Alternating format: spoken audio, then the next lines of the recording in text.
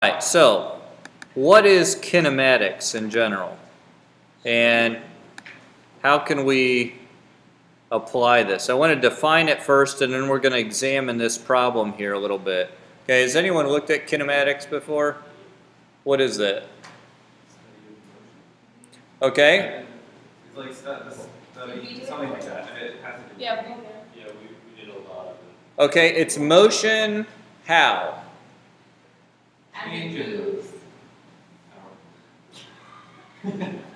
Motion as it moves. Okay. Actually, there is time involved. All right. Change in motion. Okay.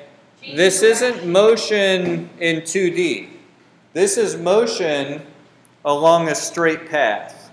Okay? And that is one thing that's important to understand, because when you start trying to think two-dimensional is when you can really get messed up in interpreting what's going on. Okay? We're talking about what's called a displacement function. We use S of t, that's a common one to use here. It's showing motion along a path. Now, occasionally we will use two-dimensional graphs. As you'll see, we're going to look at the same situation in a one-dimensional graph and a two-dimensional graph. But this function is showing motion along a path. All right? A couple of things to understand here is that if we are to the right, that means we are getting positive. If it's to the left, we're getting negative. You can draw these vertically, okay? So that going up would be positive and down would be negative. Depending on your situation, you may prefer that, okay? But we have what are called motion graphs, all right? You need to understand this before we examine that opening problem that I want to take some time with, all right? We have an origin. This origin can be an arbitrary point, okay? A lot of times we'll make it when our time is 0.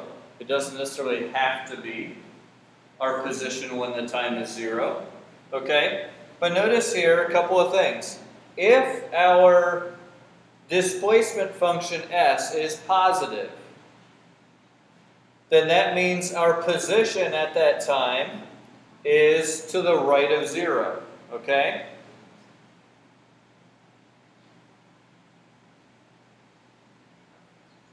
If our displacement function equals 0, that means we are right on the origin.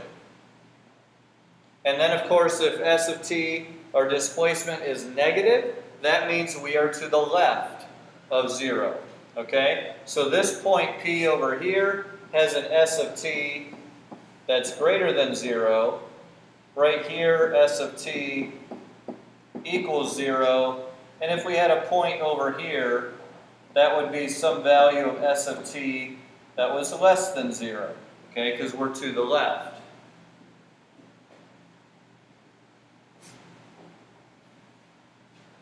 Now, I want you to examine a problem here related to someone traveling. We'll come back to that in a minute, or after we're done with this.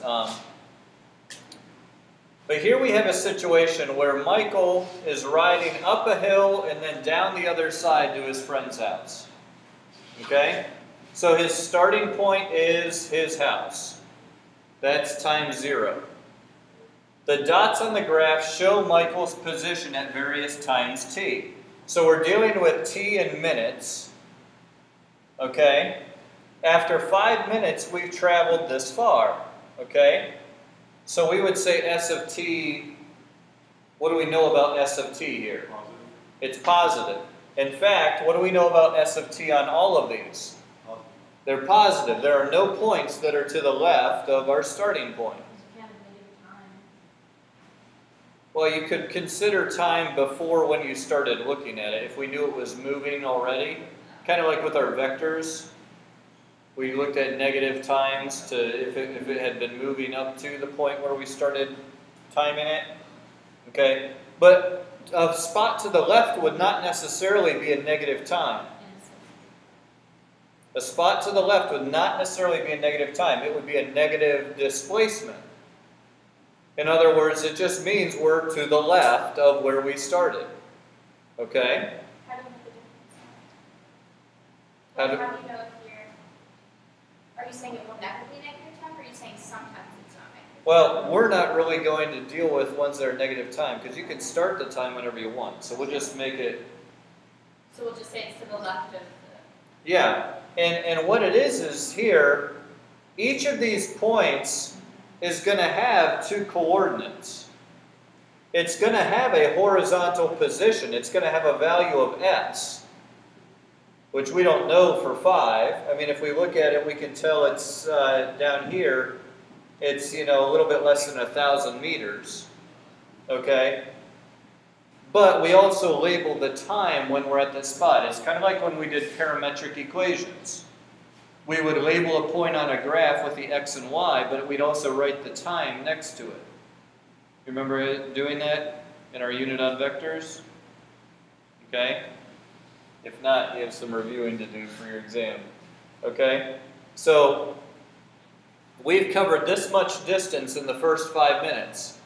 Then, between minute 5 and minute 10, we traveled to there.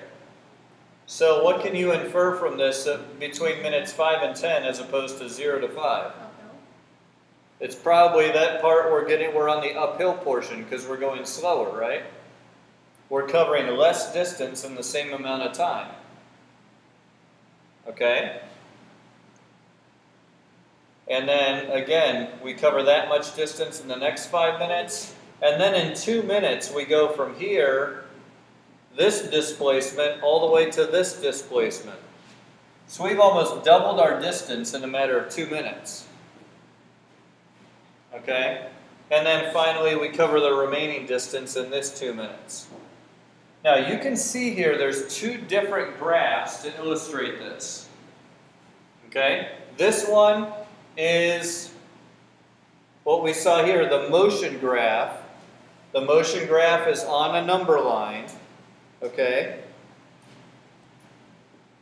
However, you can illustrate this by making your time the x-axis, or the independent variable, and then your displacement, s, would be your vertical axis, your dependent variable. Okay? So these 2 graphs actually show us the same information in 2 different ways. Okay? Now, here's a function that they give us for his displacement. What I want you to do is take a couple minutes here and consider these 5 questions down at the bottom. Okay? Think about the situation, look at the numbers, think about what you know about derivatives, and just think about the situation in general, if we're riding up a hill or riding down a hill. Okay? And see what you can do to answer those 5 questions. Okay? So try that. You can work with somebody.